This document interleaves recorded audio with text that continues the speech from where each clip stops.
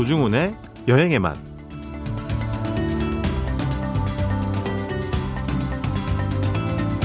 유럽 북쪽에 위치한 나라 아이슬란드는 자동차 여행으로 둘러보기 좋은 곳입니다.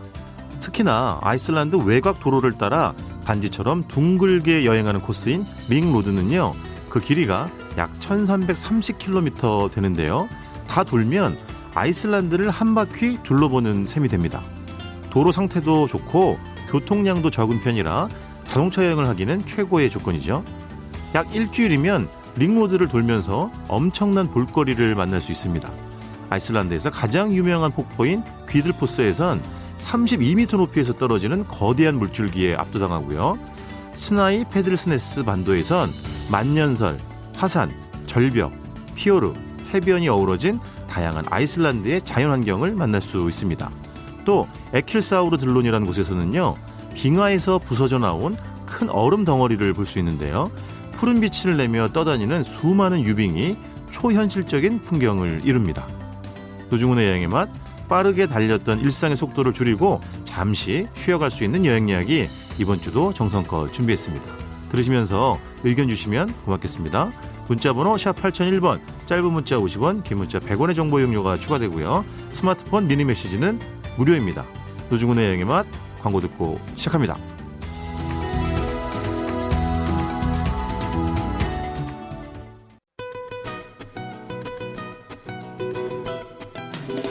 우리가 꿈꿔왔던 여행, 여행의 맛, 노중훈입니다.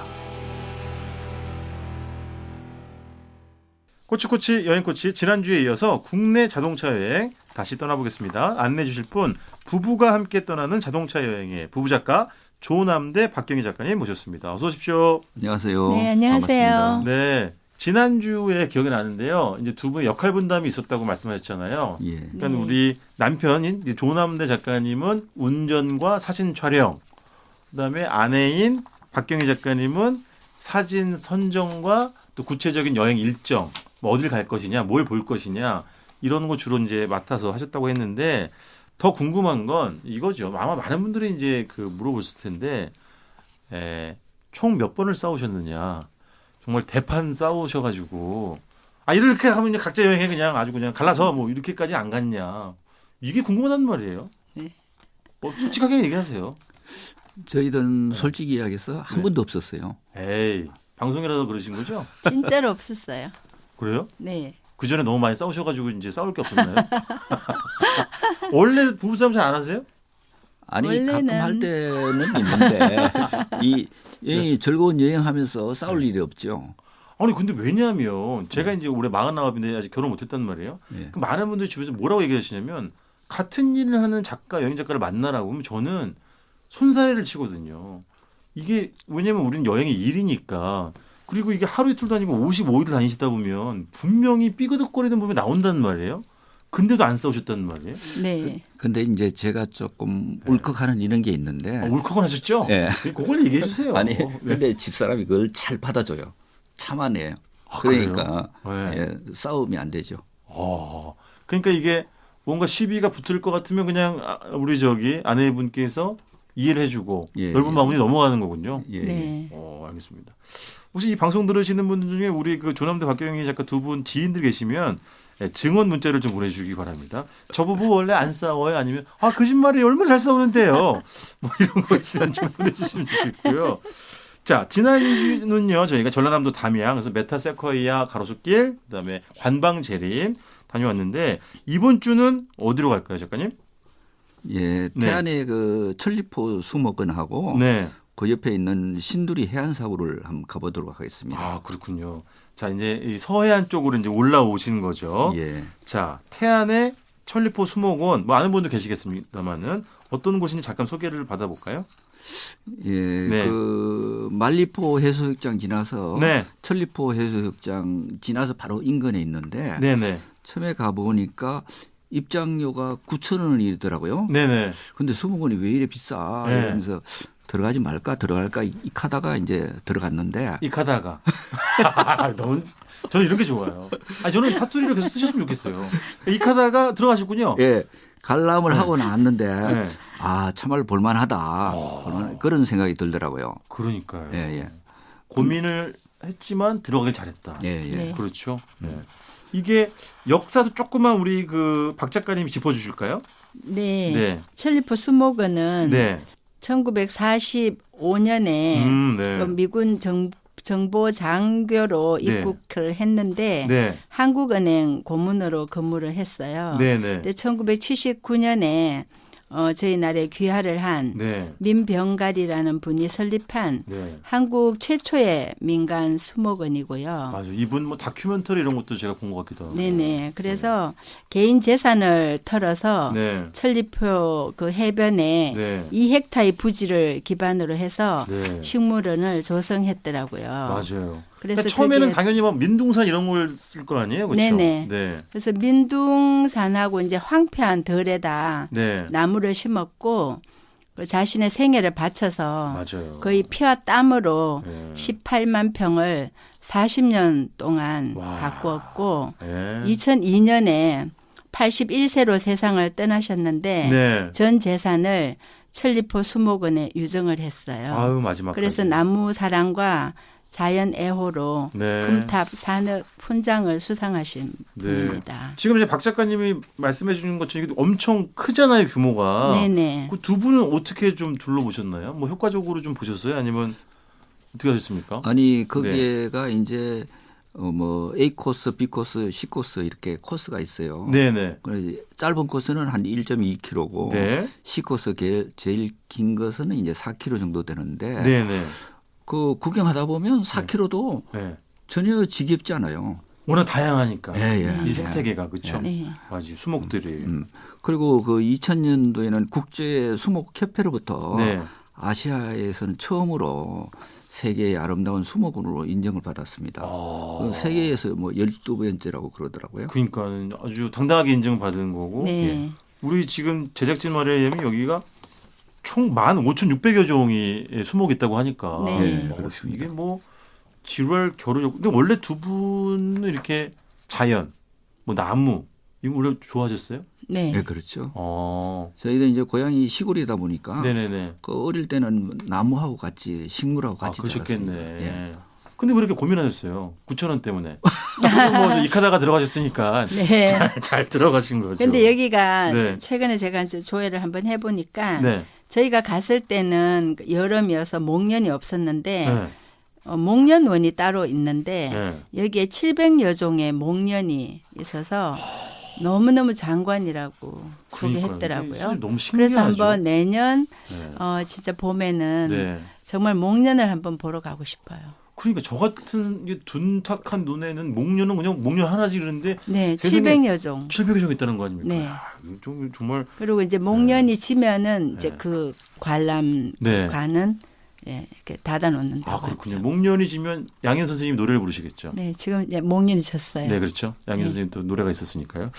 그 여기 저 어쨌든간에 그냥 처음 가시는 분들도 편안한 게 워낙 그 설명이 잘 돼 있으니까. 예, 예, 네. 맞습니다. 그렇죠. 예. 그 뭐 나무마다 네. 그렇죠. 예를 하나만 우리 그 박 작가님 예를 하나만 들어주실까요? 네, 예를 들면 네. 오리나무라고 네네. 하는 나무가 있는데 네. 옛날에 거리를 나타내는 이정표로 활용이 되었대요. 그래서 그렇죠. 저 리 이런 거 오리- 썼으니까. 네네. 네. 오리가 이제 2kg인데 그렇죠. 심리가 4kg니까 네. 오리마다 나무를 심었다고 해서 오리나무고요. 그 그렇구나. 오리나무는 목재가 또 단단해서 네. 제기나 남악신, 네. 하회탈의 재료로 또 사용이 되고 네. 엘리자베스 그 영국 여왕이 안동 하회마을을 방문하였을 때 네. 200년 된 그 오리나무로 만든 하회탈을 선물 받았다고 하더라고요. 그러니까 얼마나 단단한 겁니까? 200년을 네. 버텨가지고 하회탈로까지 이제 만들 수 있다고 하니까 숙소도 이 안에 있습니까? 천리포 수목원 안에? 예, 거기에 보니까 한우로 된 네. 펜션이 있더라고요. 네. 근데 숲속에 이렇게 펜션이 있어 너무 멋있어요. 뭐 직접 뭐 숙박을 해보지 않았는데 네네. 바닷가에 바로 예, 붙어 있었죠. 바닷가로 이렇게 보이면서 전망이 얼마나 좋을까. 예, 그래가지고 저도 한번 해보고 싶었는데 네. 가격도 상당히 좀 비싼 편이더라고요. 그럼요. 우리 조 작가님 9,000원 때문에 들어갈까 말까 익하다가 들어가신 분인데 이거는 그보다 훨씬 저기 뭐 비용이 많이 들어가니까. 그렇죠. 근데 지금 우리 밖에서 제작진 사진을 띄워주고 있는데요. 제 모니터에. 네. 야, 물론 이제 가장 아름다운 순간에 또 사진을 찍었겠습니다만은 네. 굉장히 멋있군요. 한옥이기도 하고 전망도 좋고. 두 분은 근데 그 55일 동안 자동차 여행하시면서는 주로 이제 아무래도 저렴한 뭐 여관이나 뭐 이런 쪽에서 이제 아무래도 숙박을 해결하셨겠죠.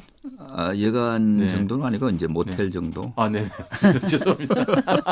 저는 돈을 좀 쓰셨네요. 저희가 네. 한 네. 거의 3만 원에서 네. 5만 원 사이 아, 보통 그렇군요. 그 정도 이용했어요. 아, 맞아요. 그 천리포에서 지난주는 이제 메타 세코이아 바로 부근에 있는 관방제림을 안내해 주셨고 예. 이번엔 천리포 수목원 주변엔 뭐가 있습니까? 가까운 곳에? 신두리 해안사고가 신두리 있습니다. 한사고. 이거는 거리가 한 수목원에서 10분 거리. 정도예요. 아유 가깝네요. 차로. 네. 차로 10분 거리. 예. 여기도 이제 천연 기념물로 지정된 곳으로 알고 있는데 네. 뭐 사구는 모래 언덕 아닙니까? 모래 언덕. 이게 네. 오랫동안 이제 해풍과 네. 파도에 의해서 형성된 건데 네. 해안가에 붙어 있는 게 좀 떨어져 있어요. 왜냐 바람에 의해서 모래가 날려서 실어 나른 거군요. 네, 네. 그렇죠. 네네네. 그게 해안 사고인데 네. 이게 아주 자연 발생적으로 이래 생긴 거예요. 아, 그 신기해요. 네. 이럴 때 이제 자연의 어떤 위력을 느끼게 되는 건데 혹시 기억나세요? 두 분 여기 가셨을 때 날씨가 아주 막 파란 하늘이 드러난 그런 상태였나요? 아니면 좀 흐리거나 뭐 비가 오거나 뭐 어땠습니까? 날씨가 아주 좋았을 때예요. 아, 그렇군요. 왜냐면 저도 이 신두리 사구 사진을 이제 뭐 SNS 이런 데 많이 봤는데 지금 이제 밖에서 보여주고 있는데 이거는 파란 하늘이 드러났을 때는 어디 무슨 사막 같아요. 네. 외국에 맞아요. 있는. 그렇습니다. 두 분도 그렇게 예. 그런 장면을 보신 예, 거군요. 네. 네. 물론 뭐 비가 올 때도 나름대로의 운치가 있겠습니다만은 그럼 여기를 그냥 이렇게 걸어 다니는 겁니까? 예, 네. 걸어 다닐 수 있는 데크를 만들어 놨어요. 아하, 그렇군요. 그게 없으면 네. 막 아무데나 다니면 훼손되겠지. 사고가 망가질 수 있잖아요. 아, 그걸 그렇죠, 방지하기 위해서 네네. 데크가 있는데 데크 길로만 다녀야 돼요. 아, 그렇군요. 예. 그렇겠네요. 아무래도 이제 보호를 해야 되는 거니까. 네. 예. 그리고 이제 뭐 정보를 얻을 수 있는 그런 곳도 여기 함께 있는 거죠. 예, 네. 사고 입장에 가기 전에 네. 그 사고 센터. 센터가 있어요. 아, 이게 주차장 근처에 있나 보요. 예, 예. 네. 네네네. 신두리 사구센터. 네, 네. 거기 가면 이제 사고 부근의 생태 공원이라든지 이런 정보를 알 수 있도록 돼 있습니다. 아, 두 분도 그러면 사고 진입하시기 전에 여기 이제 그 사고 센터에 먼저 조금 들어가 보신 건가요? 예. 그래서 한 가본- 20분 정도면 네. 둘러볼 수 네. 있고. 아, 근데 부근에 그 습지 생태공원도 있군요. 네. 여기는 그러면은 말 그대로 이제 습지 생태에 대한 걸 알 수 있는 그런 곳이 되는 건가요? 네, 여기 사구라는 게 네. 어쩌면 바다하고 육지에 네. 그 사이에 있는 거거든요. 네네. 네, 그러니까 그런 특이한 좀 맞아요. 그런 생태 그렇죠. 식물이라든지 네. 아니 동물들이 이제 그런 걸 그 사구에 살고 있습니다. 근데 그 조작가님 여기 이제 신도리 해안사고가 100% 모래만 있는 건 아니죠. 예를 들면 그 뒤쪽에 무슨 뭐 드문드문이라도 뭐 수목이 있다거나 뭐 예. 갈대밭이 있거나 그런가요? 그렇죠. 아하. 소나무도 있고 네. 갈대밭도 있고 아하. 갈대밭이 넓게 펼쳐져 있죠. 아, 그렇군요. 예. 그러면 아까 말씀하신 것처럼 여기는 그 이제 탐방로 데크가 갖춰져 있어가지고 그 데크를 따라서 걸으면 네. 한 바퀴 이렇게 쭉 돌게 되는 네, 건가요? 둘레길을. 처럼. 네, 예, 예. 둘레길처럼 돼 있어서 한 바퀴를 돌 수 있게. 그렇군요. 되어 있어요. 그럼 그 뒤쪽에 예를 들면 갈대밭이나 뭐 나무 있는 쪽으로도 이렇게 길이 연결이 됩니다. 그렇죠. 예. 연결돼 있고. 그럼 굉장히 단조롭게 느껴지지는 않겠구나. 예. 그 네. 오르막 내리막이 있고 그래가지고 오르막, 혹시 죄송한데 오르막이 심합니까? 아니 제주도 오름 오름 정도 정도. 그렇군요. 이렇게 네. 왕릉 비슷한 그 정도의 오르막이죠. 제가 작가님 앞에서 할 소리는 아닙니다만 배가 많이 나가지고 이제 오름의 경사에 지금 민감하거든요. 제가. 그 정도는 그 정도는 아니에요. 그 정도는 아니고. 네. 예. 아, 예, 알겠습니다. 2주 동안 두 분 재미나게 이야기 들었는데 마지막으로 두 분 사실은 이제 책이 많이 팔린 건 뭐 책 내용이 당연히 좋아서도 그렇겠습니다만은 두 분처럼 고민하신 분들이 많을 거 아니에요, 그죠? 운태호의 나는 어떻게 할 것인가. 두 분을 이렇게 롤 모델로 삼고 있는 분들도 많이 계실 것 같은데 어떤 얘기를 해주고 싶으십니까? 이제 제일 문제가 네. 부부 두 분이 가다가 아니면 뭐 친구분이 가다가 하면 네.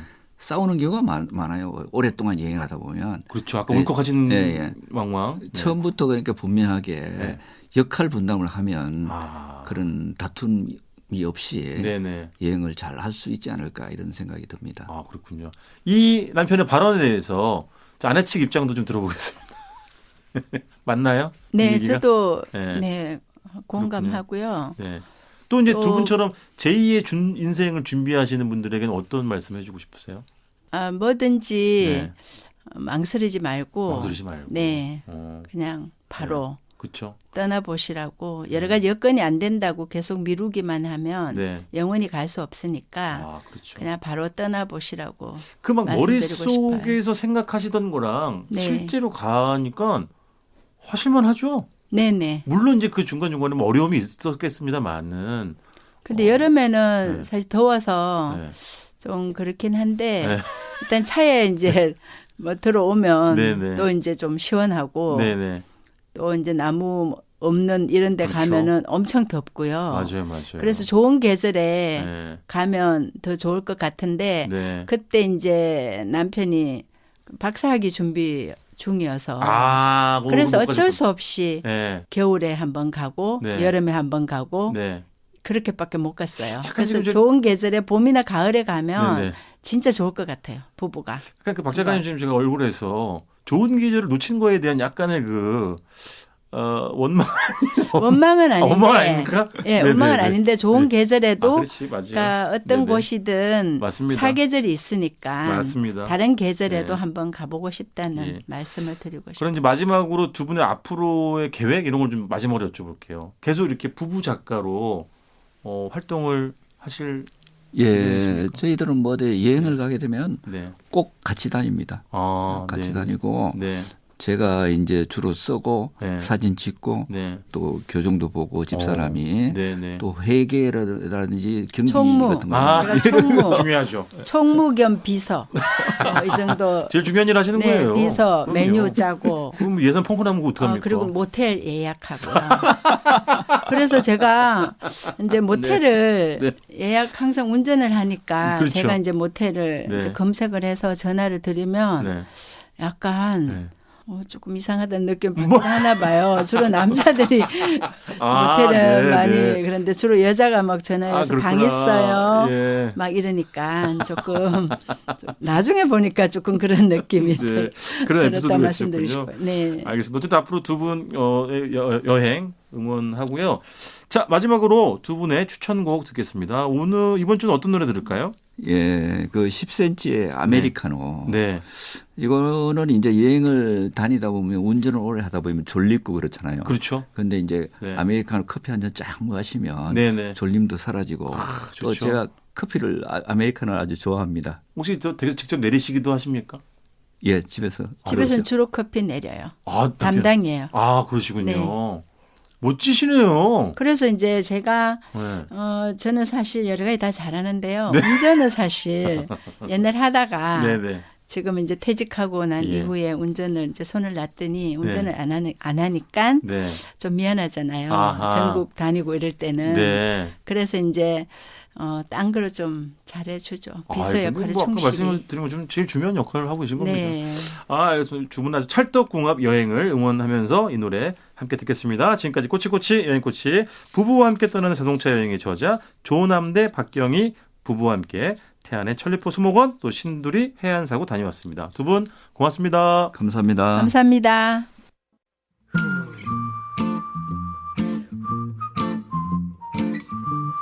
여러분은 지금 노중훈의 여행의 맛을 듣고 계십니다. 작가들의 비밀 장소를 여러분께만 귀뜸해 드립니다. 특별한 이야기가 담긴 여행지를 한 편의 산문에 담아 들려드리는 속삭이는 여행지도. 매주 한 명의 작가가 자신만의 비밀 장소를 공개하고 직접 쓴 글을 낭독까지 해드리는 코너죠. 이번 주는 이병률 시인이 소개합니다. 이병률 시인은 봄이면 벚꽃을 찾아 여기저기 떠난다고 하는데요. 이병률 시인만의 벚꽃 명소 어디인지 함께 떠나보겠습니다. 이번 봄에도 벚꽃이 피는 시기에 맞춰 제주를 찾았다. 해마다 이른 봄이 되면 나는 수첩 일정표에다 벚꽃이 개화되는 예상 시기를 적어놓곤 하는데 올해는 모든 것이 빗나간 해였다. 일주일에서 열흘 이상 서둘러 벚꽃의 개화가 시작된 것이다. 제주로 향하려고 했던 일정보다 일주일 앞당겨 도착한 제주는 때마침 벚꽃이 이보다 더할 수 없겠다 싶을 정도로 절정이었다. 제주의 벚꽃이 크고 진하고 선명한 것처럼 올봄의 그 시기도 그랬다. 그리고 나는 다시 충주호에 갔다. 충주호에도 벚꽃이 만개하고 있다는 사진 한 장을 SNS에서 보고 달려간 길이었다. 하지만 벚꽃은 10그루 남짓한 벚나무에만 피어있을 뿐 다른 나무들은 기척도 미동도 없었다. 벚꽃을 왜 좋아하냐고 묻는다면 나는 할 말이 없다. 아마도 다른 많은 사람들에게 묻는다 해도 마찬가지일 것이고 그렇다고 그 대부분이 벚꽃을 덜 좋아한다거나 애정이 없어서는 아닐 것이다. 벚꽃은 그렇게 할 말을 잃게 만든다. 그래서 나는 벚꽃을 이렇게 봄이 하고 싶은 말들의 수다라고 이해한다. 봄이라는 생명체가 앞으로 해야 할 많은 말들이 있다면 벚꽃이 그 서막을 장식하고 있기 때문이다. 볕 좋은 파주 출판단지의 작업실로 향하는 그 길, 자유로의 벚꽃 행렬 역시 아끼는 풍경 중의 하나인데 그 행렬에 벚나무들이 모두 다르게 생겼다는데 특별한 맛이 있다. 유난히 분홍빛을 많이 머금은 벚꽃도, 초록 이파리들과 함께 꽃을 피우는 벚꽃도, 그리고 군데군데 어떻게 그렇게나 눈폭탄을 뒤집어 쓴 채로 잠자코 서 있을까 싶은 흰 벚꽃도 그 길에는 한껏 차려져 있다. 그렇게 벚꽃을 따라 흥청망청 시간을 다 당진하고 나서도 아쉬움이 남을 때 나는 파주에서도 더 북쪽으로 달려 벚나무 한 그루를 만나러 간다. 마치 세상의 모든 벚꽃들이 작업을 중단하고 두 번째 봄의 페이지를 열기 시작할 때 아직 나 여기 피어있어 하면서 자신의 존재를 마지막으로 알리는 벚꽃나무 한 그루. 그 벚꽃은 슬프게 아주 처연하게 피어오른다. 마치 생의 마지막 순간을 무언의 몸짓만으로 우아한 연기를 하는 팬터마임 같다. 그 벚꽃을 기다리는 일은 봄의 속도를 더 느리게 붙잡고 싶다는 말이며 마침내 그 벚꽃을 만난다는 것은 인생의 어느 찬란한 하루를 붙잡겠다는 말이며 그리고 그 벚나무 아래 앉아 먼 하늘을 올려다본다는 것은 아직 나에게 도착하지 않은 먼 훗날을 올려다본다는 것이라는 사실을 나는 말하려고 한다. 그 비밀스러운 벚나무의 위치를 누군가에 알리지 않는 것도 중요하겠지만 어쩌면 단 한 사람에게는 알려야 할지도 모른다는 예감 또한 어쩌지는 못하겠다. 봄이다. 짧은 봄. 인생도 짧다. 누가 예술은 길다고 했던가. 인생은 짧은 것이 분명하므로 어차피 긴 것은 인생의 범위 안에서 그저 허무할 뿐이다. 오늘 속삭이는 여행지도 정말 많은 분들이 좋아하는 이병률 시인이 드디어 등판하셨습니다. 많은 분들이 아시겠지만 이병률 시인은 여행 산문집 끌림으로 유명한 분이시죠. 네, 뭐 책 판매 부수가 셀 수가 없습니다. 이외에도 시 산문을 또 두루 발표하면서 왕성하게 활동하고 계시고 많은 분들이 기억하실려나 모르겠습니다. 예전에 MBC 라디오 여러 프로그램에서도 작가로도 활동을 하셨죠. 자, 벚꽃을 봄이 하고 싶은 말들의 수다라고 표현했는데 참 표현이 정말 멋있고 시인답다라는 그런 생각이 듭니다. 이병률 시인은 봄이 하고 싶은 말들의 수다를 듣고 싶을 때 제주, 또 충주호, 자유로, 그리고 더 위쪽 파주 북쪽으로까지 가신다고 하네요. 여러분들의 벚꽃 명소는 또 어디일지 뭐 벚꽃이 아니더라도 여러분들 봄이 되면 즐겨 찾는 봄꽃의 성지, 여러분들만의 봄꽃의 비밀 장소는 또 어디일지도 궁금해집니다.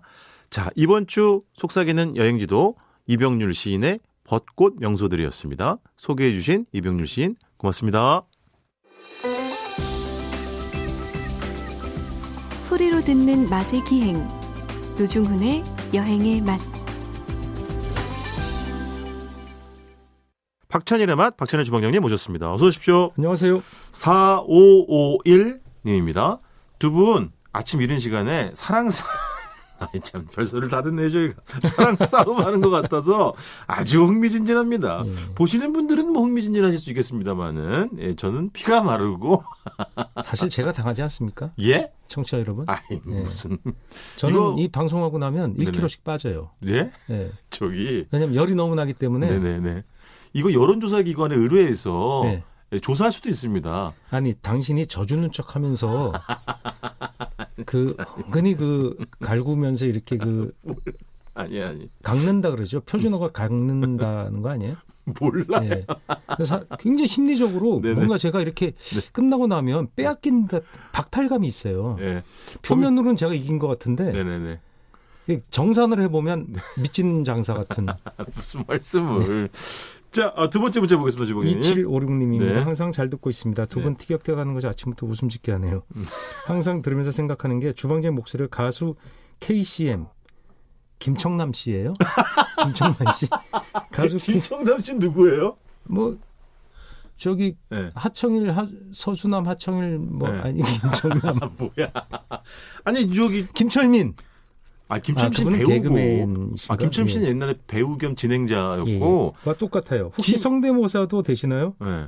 옛날 한석규 목소리 제가 좀 성대모사 좀 했습니다. 그건 저죠. 무슨 소리 하시는 거예요? 해보세요. 한석규예요. 이거 아닌가요? 이건 저기 같은데 개그맨 그 선생님. 잘 들으세요, 주변님. 안녕하세요, 한석규예요. 상당히 비슷하다. 비슷하죠. 제 유일한 개인기라니까요. 성시경인데 그건? 네? 성시경 씨랑 다르지. 성시경 씨 같아. 그리고 KC 성시경 씨 친하잖아. 아니 결혼하면 축가 불러준다 그랬죠. 성시경 씨가. 됐어요. 그런 말 없었고. 네. KC 모르세요? 발라드 가수인데 굉장히 그 고음이 잘 올라가고. 저는 예능에도 많이 나오던데. 하춘원 선생님 이후로 가수를 몰라요. 그 세대 아래로는. 이 KCM이 또 무슨 낚시를 광인 것 같더라고. 그래서 뭐 어떤 예능에 나와서 또 낚시하는 모습도 제가 몇 번 본 것 같아요. 낚시하면 그 노중훈 씨가 청소년기에 아주. 저요? 저는 낚시랑은 좀 거리가 멀었고. 얼굴을 미끼로. 잘생겼으니까. 왜 저래 정말. 네. 안 되겠다. 빨리 좀 음식 이야기 해야지. 자, 오늘은 아이스 케이크. 예, 아이스케이키 얘기하신다고요? 예, 아이스케이키를 그 모사에서 그 아이스케이키라는 이름으로 냈다고. 그래요? 예. 상호를? 그러니까 제품 이름을. 제품명을? 예. 복고풍이 요새 다 유행이니까. 그렇구나. 근데 그 전에 이미 그 옛날에 뭐 고려당 이런 제과점들이 있었죠. 요즘 없어진. 안 보이죠. 예, 뭐 여러 종로 복덕방. 그렇지. 또 아마 그렇게 했던 것 같아요. 거기도 그런 빙과를 했으니까. 여러 가게들에서 이미 그러니까 그 아이스케이키라는 게 70년대인데 80년대, 90년대 그런 거 많이 복원해서 했었어요. 무과수 제과. 그렇지. 서울의 기준으로 덕수 제과. 맞아. 독일 제과. 그 뭐지? 모나카라는 거 파는 그런 집들. 예, 태극당. 뭐 이런 데서 그 복고풍으로 많이 했었어요. 네네. 아이스케이키라고. 이제 아이스케이크죠. 아이스케이크라는 이름이고 그걸 이제 나중에 우리가 하드라는 이름으로 고착화됐죠. 딱딱한 바. 예, 바라는 뜻이요. 그러니까 아이스바가 아마 영어권에서 쓰는 말인 것 같아요. 영어하면 또 노중훈 씨. 옛날에 걸어갔는데 어떤 분이 얘기를 했더니 갑자기 유창한 영어로 관광 안내를 해주시더라고요. 길 안내 다 해드렸죠. 그럼 주방이 그때 정말로 그분이 요구한 건 그게 아니었는데 길 안내가. 왜 저래요? 그 겨울밤이나 그 밤에 예를 들면 겨울에는 잡쌀떡 이거랑 메밀묵이랑 진짜 아이스케이크는 밤에는 안 다니죠. 낮에. 어쨌든 아이스케이크 막 이렇게 소리치면서 들고 다니셨잖아요. 행상처럼. 아이스케이크는 주택가를 다니진 않아요. 그랬었나? 예, 다니더라도 낮에 다니는 거죠. 그 아이스박스 들고. 그걸 실제로 봤어요? 저 본 적 있는 것 같은데. 저 봤어요? 네. 복고가 아니고 옛날에 어렸을 때? 아주 어렸을 때. 네. 근데 어머니가 길에 나가서 못 사먹게 하셨죠. 노준 씨는. 왜냐면 다 그 기사시켜서 다 사갖고 오도록 하지 않았나요? 백화점 가서. 길에서 큰 인생이에요. 당시 미도파 백화점 이런 데가 사고 그러지 않았어요? 명동 코스모스? 아니 그 부르댕 아동복 이하로는 안 입었다며 옛날에. 아니 뭐 골대를 좋아하긴 했어요. 네. 네. 아니 저 어렸을 때 그 어머니가 부르댕 아동복이 아니고 남대문에서 부르동 아동복 이런 게 있었거든요. 그래서 아주 엄마 어떻게 이거 아니잖아 막 이렇게 제가 항의했던 기억이 있습니다. 그때 그런 걸 TV 광고를 했었거든요. 브랜드를 TV에서 나왔으니까. 부르댕 아동복은 TV 광고 있었어요. 그치. 예전에는 아동복 광고라는 걸 많이 했었는데. 애들이 많으니까. 맞아. 그 아이들 용품 그런 거 사주는 광고를 많이 했죠. 그러니까 그렇지. 추석 설 전에 집중적으로 아마. 근데 계절이 바뀔 때. 학기 초. 맞아. 그러니까 학기 초 전에 2월에 광고를 막 내는 거예요. 그러면 그 신학기 때 입어야 되니까. 그렇지. 남학생이 제일 많이 팔린 게 뭐냐면. 버버리. 그렇지. 트렌치 코트.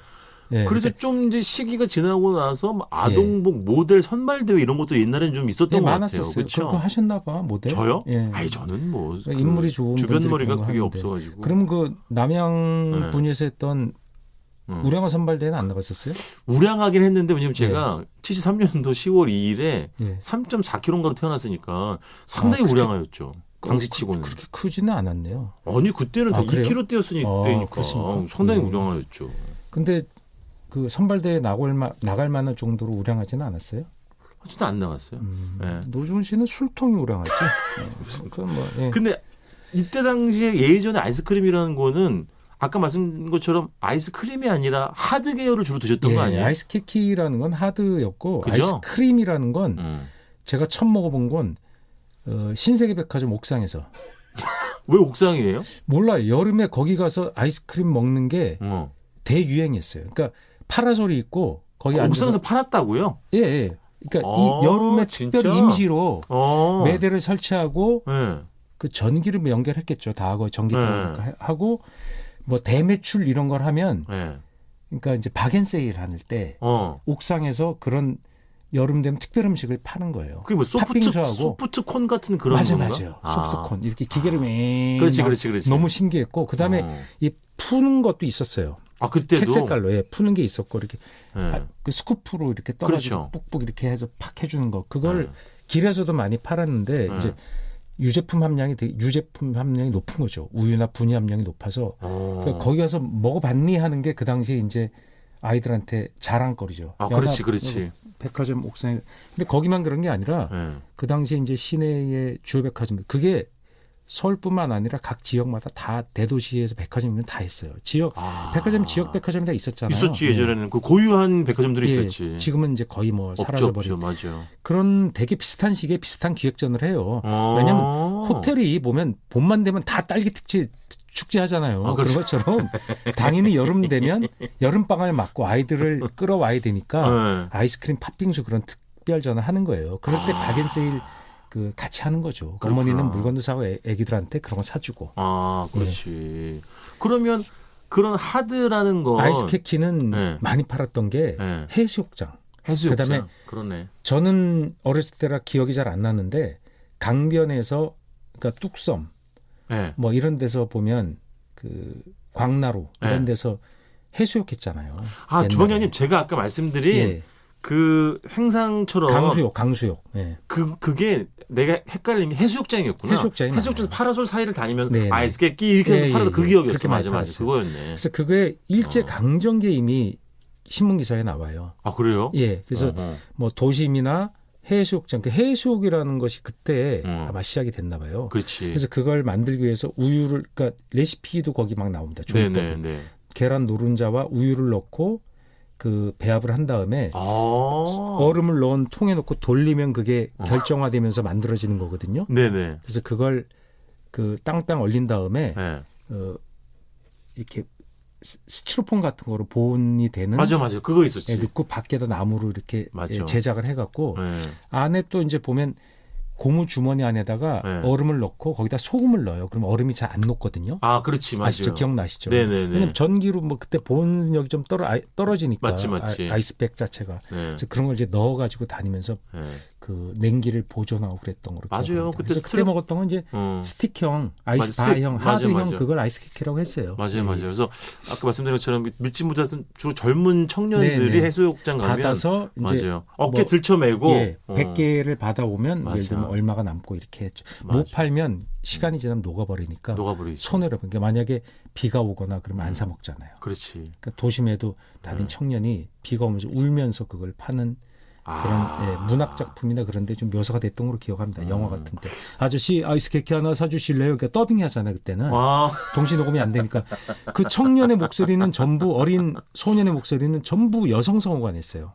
맞아요. 아저씨 이 아이스크림 하나 사주실래요? 이런 맞아요. 거. 맞아요. 뭐 구두 닦고 안 가실래요? 뭐 이런 거 얘기하는 거. 얘네는 뭐 짱구나 이런 것도 아마 여자 성우분이었을 걸요. 아마 성우들이 많이 했죠. 맞아요. 그때 대표적인 그 고은정 씨가 그 엄앵란 씨 목소리 많이 냈고 신성희 씨는 누가 냈어요? 고은정 선생님은 연기도 하지 않으셨나요? 네, 연기도 하셨죠. 그쵸? 당연히 성우들은 원래 전공이 99% 연기예요. 맞다. 네, 연기자 겸 성우. 그 당시 라디오 드라마가 굉장히 맞아. 인기였는데 뭐 아차 부인, 재치 부인 뭐 이런 거 있잖아요. 청실홍실 이런 게 그게 어차피 연기인데 그분들을 그 스튜디오를 보면은 그 연기하는 그대로 동작을 다 해요. 그래야 그 목소리가 나오는 그렇지, 거예요. 그렇지. 써 있는 대사대로 맞아요. 대사를 칠 수 있는 거죠. 언젠가 한번 말씀드렸습니다만은 진짜 MBC 라디오 드라마의 전설적인 그 소품 담당 효과음 차부암 엄기역. 예. 나 지금도 기억나. 효과. 차부암 엄기역. 이게 전설적인 분들이었죠. 맞습니다. 그 기억이 나고. 태권브이 했던 분은 김벌레 선생님인데.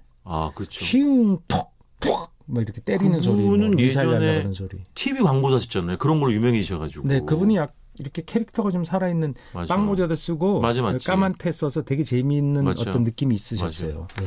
자, 다시 아이스케키로 돌아가서 제 기억이 정확한지 모르겠는데요. 그때는 이게 왠지 그 아이스바의 그 하드의 색깔이 이게 너무 되게 다양하게 청영하다. 그러니까 색소가 너무 진하게 느껴졌던 그때 색소를 많이 썼고 색소가 이미 그 1900년대 한 20년대 30년 되면 그런 식용색소 광범위하게 쓰여요. 그렇죠. 근데 우리는 빙수도 그랬잖아요. 이렇게 색소 친 빙수를 먹었죠. 그렇지. 우리나라는 그건 지금 거의 뭐 없어졌다 복고로 다시 생겼어요. 그래요? 네. 이렇게 식용색소를 치는 빙수가 최근에 다시 생겼잖아요. 모르죠. 나도 빙수를 잘 모르 다니니까. 연애를 해야 그런 걸 알지. 그러니까요. 그 빙수집에 줄 서요, 여름에. 연애하는 사람들은. 진짜 그런데 못 가겠어요. 제가 홍어집 줄 서라고는 줄 서 있는데. 팥빙수나 무슨 이런 거는 못 쓰겠어. 저는 그 취재 갔다가 거기 가본 거죠. 그래서 형형색색으로 해주는 그런 빙수가 있고. 물들듯이. 또 과일 옛날에 그 한때 유행했던 게 과일 생과일 얻는 거였는데. 맞지. 요즘은 막 그 통째로 과일이 그냥 들어가는 그런 것도 있고 아니면 과일만 색소만 치는 것도 복고로 인기가 있어요. 인기 있고 그러니까 뭐 먹으면 터지는 이런 것도 아마 있을 것이고. 아이스케키도 그게 고급형이 있으면 유제품을 많이 넣고 고급형이 아닌 건 색소로만도 만들었어요. 설탕하고 그 색소 그거로만 만드는 것도 있어요. 그건 되게 저렴하죠. 그러니까 그런 건 얼마였냐면 제가 초등학교니까 70년대 뭐 초중반 때 5원. 5원? 예, 하나에 5원. 그리고 유제품이 들어가는 건 보통 밀크바, 밀크 아이스케키라 해서 보통 10원. 그러니까 2배 정도. 그래. 밀크 하드를 많이 먹었다. 맞아. 그래. 서주에서 나온 거. 그거는 서주와. 그 후겠지. 서주 산업이 그걸 가게용, 일반 소매점용 냉동고가 다 보급이 되면서 하드형으로 출시를 해서 히트를 친 거예요. 그랬구나. 예, 맞아. 옛날에 그 아이스케키에 밀크만 내는 걸 그래서 납작하게 해서 좀 모양이 다르죠. 맞아요. 아이스케키는 보통 동그란 게 많았는데. 맞아. 그 임성훈 선생님이랑 저기 누구였죠? 그 전문 MC. 여자분. 예. 같이 광고했던 거. 맞아. 그 아이스케키 광고도 아마 아이스케이크 그 하드 광고도 같이 하셨어요. 저는 주방장님 예를 서주 들면 아이스바 이래가지고 그 서주 아이스바나 깐돌이, 캔디바, 돼지바, 비비빅 이런 거 많이 먹었었거든요. 그러니까 그렇죠. 저도 아니죠. 저는 그러니까 밀크 들어가는 건지 뭐 누가봐. 누가봐. 그래 누가봐도 오래된 거다. 12시에 만나요. 브라보콘. 그거는 그치. 이제 생일날. 그렇지. 브라보콘 정도는 생일날. 보통은 빙과류. 그러니까 유제품이 빙과류지. 조금 들어가거나 안 들어간 것이 싸니까. 맞아. 쭈쭈바 뭐 이런 거. 그럼 통으로 퍼먹는 거는 한참 후에 나온 그러니까 거죠? 그것이 길거리에선 통으로 퍼주는 해서 아이스콘 있잖아요. 그렇지. 바삭바삭한 과자에다 퍼주는 게 길거리 아저씨들이 많이 했어요. 아니 그거 말고 가족끼리 단위로 먹었던 거 있잖아요. 그거. 투게더, 그렇지 그런 거, 이런 거, 그런 거. 패밀리 이런 거. 그렇지. 그런 거는 이제 그게 핵가족이고 아빠가 그걸 사와야. 그래. 그러니까 통닭이랑 그걸 사와야 아빠답다는 광고를 많이 집행을 했어요. 그래, 맞아. TV에도 많이 하고 투게더라는 게 뭐예요? 같이 먹는다는 거잖아요. 그렇지. 그러니까 핵가족이 되고, 그러니까 벌써 그때 먹는 광고에 보면 할머니 할아버지가 안 나와요. 그러네. 애들과 엄마. 애들 둘 셋에 아내와. 엄마 아버지. 그때 이제 뭐 산화제한 운동할 때니까 아이 둘, 엄마 아버지 둘만 나와 잘 그랬죠. 그래서 4인 가족이 그걸 나눠 먹는 걸로 아마 광고 컨셉이 돼 있던 것 같아요. 진짜 광고라는 게 진짜 시대를 시대를 반영하죠. 예민하게 그러니까 하긴 그걸 해. 아빠가 그걸 사와야 되고 그게 왜 가능하냐면 제가 아주 어렸을 때는 아빠가 그걸 사올 수가 없어요. 왜냐하면 그런 게 동네 소매점에 있질 않아요. 없지. 근데 그런 걸 사려면 백화점 수준으로 사오면 그 오는 동안 그때 무슨 보냉제가 있어요. 녹아서 사올 수가 없고 일부러 아까 말씀드렸듯이 백화점에 직접 가서 사 먹는 아이스크림 이런 거예요. 근데 그때 그거는 노지훈 선생님이 사온 것 같은데? 노지훈 선생님? 그 광고에서 아닌가? 그러셨을 거예요 아마. 그 정도의 기억이 있는 것 같아요. 그때 노래는 송창식 선생님 한진이, 노주현 이런 분들이 그 남성 배우, 남성훈 이런 분들이 이제 트로이카 갖고 여자는 장미희, 정윤희, 김영란 선생님 이런 분들이 트로이카 뭐 이래. 요즘은 윤여정 선생님이 짱이죠. 짱이죠. 어쨌든 오늘도 역시 아이스크림을 시작해서 잡다구리한 추억의 쓸데없는 이야기들로 마무리 짓겠습니다. 지금까지 박찬일의 맛 박찬일 주방장님이었습니다. 고맙습니다. 안녕히 계세요.